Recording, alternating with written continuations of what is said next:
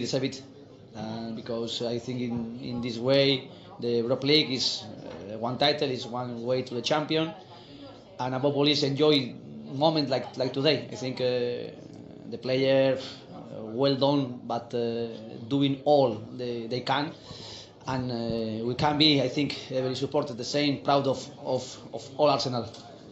And of course, for you, you've made history in this competition already. Personally, you must be so proud to be going to yet another final, to have that chance to test yourself again. Yes, but the past is for learn, took experience, and using the present. And only we spoke a lot in the dressing room, the players with the players, their experience, our experience, how many finalists played our players, and also Arsenal, and it's very difficult to play final. And our opportunity is a great opportunity, and today we did that, and we are happy and we are very content to make that. I mean, the team went a goal down early, but they showed so much character to come back, and in the end it was such a convincing performance. How much confidence can you take, especially from your strikers and the way they work together going forward into this final? Yes, we know they are starting pushing and also taking chances, doing the superiority sometimes with the right and left back, because our striker want to engage, but they attack in this side. But we worked very well doing the basculation, like Xhaka and Lucas Torreira. And after take our moment, and when they score it, be calm. We need to be calm. We spoke in the dressing room, all happened in the pitch after we did need control, our emotion also, and we scored quickly, and I think give us confidence in this match. And after improve, I think we were improving, passing the minute, we were improving on the pitch, feeling better, and after we can impose our game plan, and also with scoring 4 goals. Again, this team is very, very difficult to score. They are very good team organized, but also when they need the second half attack more, is the moment we can use to do more attack for the transition and scoring. He talks well there. He's so in control, isn't he, of what his plan is in a game like this. I don't know why it is, but for whatever reason, this competition and Unai Emery, it just goes together. He knows how to make it successful. Well, he's a proven winner in this competition. He sets his teams up well. They've always had that attacking threat. Now that he's going with the two strikers, that seems to be something that he's now worked on. I think they've introduced that sort of the Chelsea Spurs games when they started playing them in the Premier League, and he knows the formation he wants to play with and the players he can rely upon, and he's gone through a process. Okay, defensively it's been a problem, and the back end of the season has really disappeared for them away from home, but this makes up for that. As long as he goes and wins a trophy and wins it again, I think that experience is good for the club, good for the current players that are there, because Arsenal have gone missing in Europe for a number of years, been unlucky for various reasons, not won a European trophy. Perhaps this is the year. Is it a case of you win it once or twice and you, as a manager, you have such confidence about a certain competition that just breeds through to your players and they react to that, and for some reason it just starts to work? Well, he's obviously a master tactician. Yeah, but leagues and Champions Leagues, it's this competition, isn't it? Yes, it's the second one down, isn't it? Champions League obviously is the number one, the one you want to win, but he's obviously got something very special, and Arsenal need to back him. I think when you get somebody in like Emery who's on the verge, obviously they've not won his fourth yet, but again, tactics in terms of, the people talk about Rafa Benitez being a great tactician, setting up a team that quite individually are not as good as the opposition, but the way that he sets the team out, he's chopped and changed a lot this season. Strikers have made a big difference to him getting results, but when they drew Napoli, all of a sudden people were saying that's it, Arsenal are done. They beat Napoli home and away, and they've gone and beat Valencia home and away. That for me is telling Arsenal, telling the hierarchy and the money men, you've got to back this man. If you want success, it's been a brilliant season. They should have finished. I think so. This is a brilliant, it's a brilliant season, Jake. They should have finished in the top 4 in the league. Didn't. It will be, yeah, if but he can win. If he wins the Europa Hold League, on a minute. Hold on a minute. Hold on, I'm talking, right? They should have finished in the top 4, yeah? They lost to 3 teams that are below them that they should. Even if they took a win and a draw, 4 points. That doesn't make it a successful Premier League season, though. Well, on the back of what they had when he first came in, You know, and when Arsene Wenger was relieved of his duties, if you like, I think he's had a fantastic season. If you look, though, John, at Arsene Wenger's last season, his worst finish for 23 years, they finished on 64 points, they're on 67. They lost 13 away games, 13 games, they lost 10. Yeah. So it's very close, you know, but actually he's turning the club around, and he will now need resources to make changes to the personnel. That's the next step, that's what needs to be supported to do. Meanwhile, let's go and win a trophy. And I think he's got this, we have to say as well done for doing it. This Thursday night football for me, you know, people can say, all the people, the journalists, everyone, it doesn't make any difference, the same number of days rest. No, it isn't. It makes the week very, very difficult. And he's a workaholic. Yeah. And it's as well that he is, because he's had to put a tremendous amount of energy in. I think sometimes he's a little bit too emotional, and I think he needs to step back a little bit and make really important decisions. But you don't think you see enough emotion? Nailed there with a 2-footer. Right, we're going to take a quick break. It's currently locked at 1-1 at Stamford Bridge. If it goes to penalties, stay where you are, because we'll cross across live and show you what goes on there in the penalty shootout, if indeed it gets to that. So we don't know yet who they're going to play in the final, but as you can see from the celebrations, we know that Arsenal are there. Find out who joins them after the break.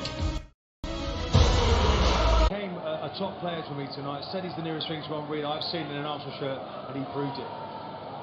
There he goes, back home with the match ball and into the final as well. Now that we don't know yet who they're going to play in the final, because it's gone to extra time at Stamford Bridge. They scored early on through Ruben Loftus-Cheek. That was the goal that was looking like it was going to take Chelsea through to the final to play Arsenal. But this from Luka Jovic, one of the most sought-after strikers in Europe, putting the ball in the back of the net. So that's gone to extra time. It's locked at 2-2 on aggregate.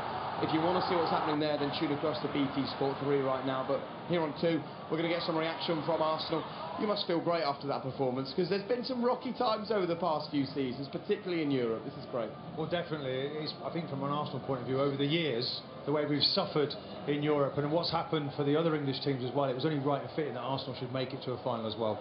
Really, really pleased for the boys. OK, let's get some live reaction right now. Reshman is with the 2 stars of the time. Oba, Laka, huge congratulations on tonight. Semi-final last year. You've gone one better this year. How much does this mean to the club? Well, it means a lot. You know, I think we've learned about last season. So this year we didn't make the same mistakes. So now we are through the final and we are all happy. You went a goal down. I mean, what did it take from this team to find the character to come through and put on such a convincing performance in the end? We react well. We knew we have to score minimum 1 goal today. Thanks to Oba for the hat-trick. It was unbelievable tonight, so really thank you, bro. I mean, it was an incredible hat-trick. Your first hat-trick for Arsenal. What a night to do it. You've got the match ball here. How much do you two enjoy playing together? Well, you know, we enjoyed a lot. I think we talk a lot about that relationship already. So, yeah, it's a pleasure to play with him, with this team. And yeah, above all, when you win games like this, so you feel very, very good. It's not been an easy season, has it? I mean, obviously with what happened in the Premier League game against Brighton, but this gives you that chance to get that special place in the Champions League, potentially. Yeah, we want to go Champions League, we want the trophy. We play bad in the last month in Premier League, so we have to be better now. We go to the final, so we have to use this opportunity to win and go to the Champions League. Well, we were hoping for an all-English final. We still don't know what's happening in the other game. It could be Chelsea, it could be Frankfurt. Does it even matter who you play in the final? Yeah, of course. I think now it's final, so it doesn't matter which team. So we have to give everything in the final and win it, you know. Thank you. Thank you very much, guys. I think we know who they'd like to play in the final. Nice to hear the celebrations as well in the background as their teammates made it into the dressing room. Do you know what? Quality players, when it matters and they stand up. You know, they got the equaliser after 6 minutes tonight. It was after 7 minutes at the Emirates. Those two, when they want to turn it on as a partnership, it's impressive. Well, it is, and they complement each other very well. You know, they can both leap. They're both extremely quick. They make clever runs. And when they link, like they did for Aubameyang's equaliser, you know, Lacazette, he's half the size of the defender, but we were talking off air. the standing jump and the will to get up and win them headers. You don't normally see it from strikers the size. You don't see Gamero do that for Valencia tonight, roughly the same size. But Lacazette gets up, Aubameyang judges the header, he gambles if you like, knows that his strike partner's going to win it, and it was a wonderful finish. I think those two players they're the way forward. They're the two players at a boiling point. They create an energy, both with the ball, without the ball. They scare the life out of the opposition. They give the fans hope and belief that Arsenal can be on their way back and get that sort of intensity back into their football. And they were inspired out there tonight, and that's brilliant for the future. Have to keep those two players together. Talk of Lacazette now being picked off by that cannot happen. Arsenal need to build towards this final and go and win it. Why not? Absolutely. Hey, it soon emptied out here, didn't it? After 11 minutes, this place was jumping when they were a goal up. 6 minutes later, silence, and a few moments after the final whistle, they couldn't wait to get out. Absolutely, Arsenal have done a job on the Spaniards here this evening, thanks to their strike partnership. 7 goals in total across the tie, all of them scored by Lacazette and Aubameyang. Brilliant in a partnership, brilliant individually, and a brilliant performance from Arsenal. It's Baku or bust for them. One more win in this competition, they're back in the Champions League. Arsenal season, they delivered the performance, they delivered 4 goals, they delivered when it mattered, and in 20 days' time, they will play in Baku for the right to be in the Champions League next season. Who their opponents are, we don't yet know. It's not yet over at the Bridge. Chelsea still with some work to do. They took the lead through Ruben Loftus-Cheek. Luka Jovic then with the equaliser. And these are the scenes from full time there. They're now playing in extra time. It is still 1-0. Look at that, a stressed looking Maurizio Sarri.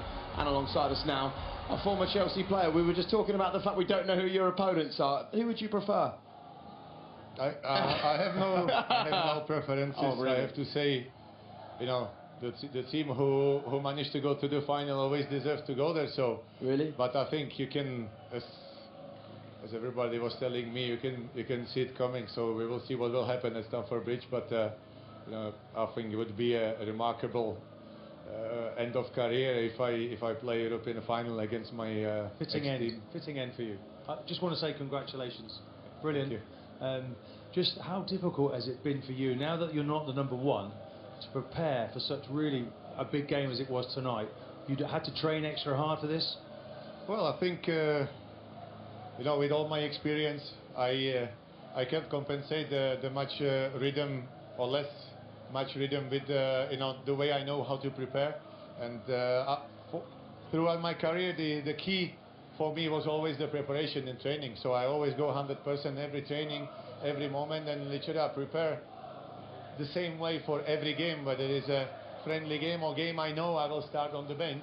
There is no difference in my preparation a bit. You know, I give everything to, because I always believe you have to be ready no matter what when you come on or not, and that's the key. So I feel always confident that, you know, I'm ready to play, and as well obviously the experience helps. You wouldn't know that you've been out, you know, watching you, that you haven't been playing regularly. Did you find time to actually enjoy it out there tonight? Well, I enjoyed when we scored the 4th one. This is the first moment where I enjoyed, because you know, you never know, and I'm always, you know, I'm kind of always, I never celebrate. I always go through from the first to final whistle, but then, you know, when we scored the 3rd and then 4th, you know, then that was the moment where I thought, okay, we are in. Petter, you're 37 in May. You're not particularly old for a goalkeeper to retire. They normally go on a bit longer. Is that you definitely out, or can you just be enticed? Would a particular club just make you think about your retirement? Well, you know, you have days when you know, you play well, you come home and you kind of think, well, you know, should you continue or not? But no, I think the decision I made with a lot of thought, and you know, everybody is telling me that I'm a bit crazy to retire now, but I know that I could possibly go another 2 years, but I prefer to retire 2 years early than 1 year too late. So, you know, I decided to retire on my own terms rather than wait when I break, and then I will have to say, okay, I'm old, I have to finish. So, no, that's it. And you know, my dream, the last dream, was to play this European final with Arsenal, and you know, that dream come true now. So obviously, the last step is to win it, because every final is there to win. And Well, I hope you win it for your sake. I really do. How different does this feel? You've played in big games, you've played in finals before, you've won trophies before. You now know you will play one more game in your career, and that is it. The best game as well.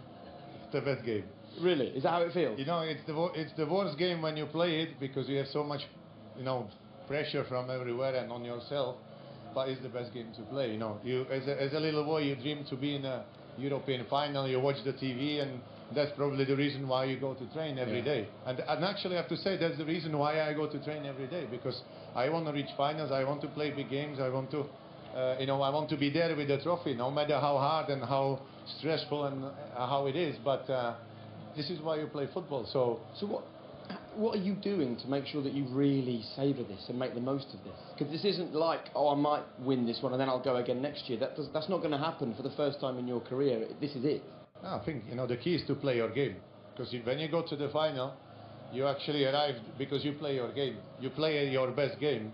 And people always think, oh, you have, you know, come to the final, you have to do something special. No, you play your best game.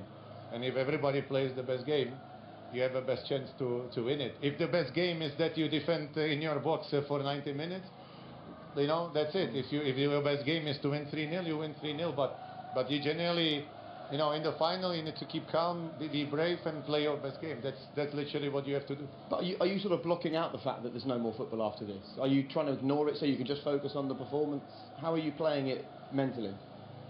Well, you know, I kind of feel like it's never ending, but I think that during the last game or after the last game, maybe just before the last game, I will feel a different emotion because a quiet moment to. But I have to say, we lost the first game away in Borisov, and you play at home.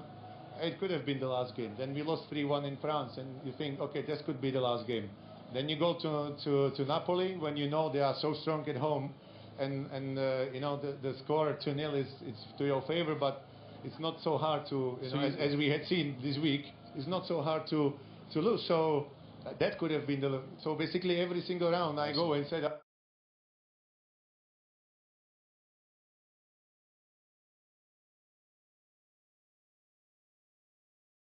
favor, but it's not so hard to, you know, as we had seen this week, it's not so hard to lose. So that could have been so basically every single round I go and say that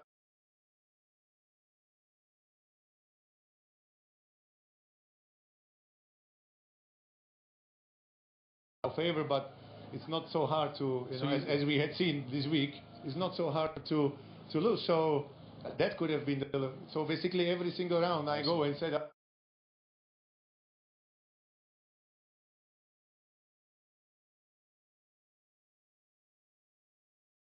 favor, but it's not so hard to, you know, as we had seen this week, it's not so hard to lose. So that could have been so basically every single round I go and say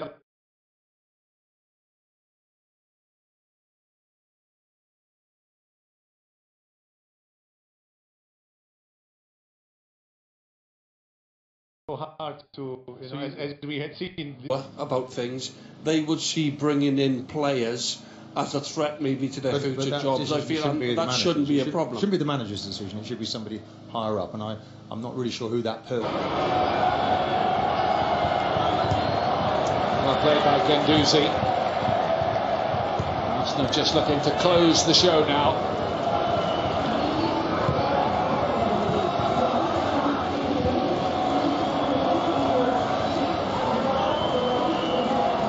And it's the start of something for the future for the next generation of players that then hang up their boots. We should see. Listen, from the goalkeeper to the strikers, let's talk about the other end of the pitch. I mean, tonight was a masterclass. We were lucky enough to sit behind the goal, just a few feet away from where Lacazette and don't laugh. You might have taken a ball in the face at one point. Some of us were lucky, it's yeah. all right. It's unlucky. And we saw close up true mastery at work from those two, didn't we? Oh, we did. Aubameyang, as I said, his hat-trick was just phenomenal. And again, we talk about this. He misses, he runs under that first. Look at his anticipation. Just gambles that Lacazette's going to win that, and he's onto it. He's onto it in a flash. And this finish is magnificent because he's a little bit off balance. You know, he just sees him there. He falls over as soon as he hits the ball. He almost cuts across his volley, but the accuracy's right inside the post. Goalkeeper, no chance. It bounces in a sort of central position, so he has to shape his foot there to get that in. And you know, I think when he's in this sort of mood, this is an intention from Aubameyang. And probably now this is the most important three players. Torreira with this pass as well. I put him in that group. Lacazette. Look at the strength he has there, and the presence of mind. He spins out of this. Look at him. Look, no one's getting near that. Good touch. The ball's wrapped into him. And as he's placing that, he's looking at the goal and tucks it in beautifully. It's a great partnership, those two. This is the goal I like most, I've got to say. Maitland-Niles does well, but any strikers watching this at any level, when you coach strikers, you tell strikers to get across the near post. Don't be in there too early. Arrive at the perfect timing, and that is the perfect example of getting across the near and obviously getting something on it, which means you finish it off. I think his performance was a real gift present for the Arsenal fans tonight, because that look at this, look at the quality of this goal, playing it into the roof of the net. There's imagination, there's pace, there's timing of the run, and then look, the execution. He is now coming into that magic zone, and Arsenal need him to be right for the final. Timing's not bad, is it? Well, one more game to go. We've got a game at the weekend, Arsenal. Will they play him against Burnley? There needs to be a performance, a respectable performance, but maybe the front two get a rest. There's a lot of wheeze coming out from you tonight. They make a final and suddenly you're Arsenal again. Well, it's been an interesting week, hasn't it, for former players? No tears though from the Arsenal players tonight. No, we shall see what happens in the final. Right, we're going to take a quick break. When we come back, we'll hear from this man, Unai Emery. Not for the first time. He was back here breaking hearts. Not quite as many celebrations as there was in his Sevilla days, but he will be very happy indeed. Hear from him next.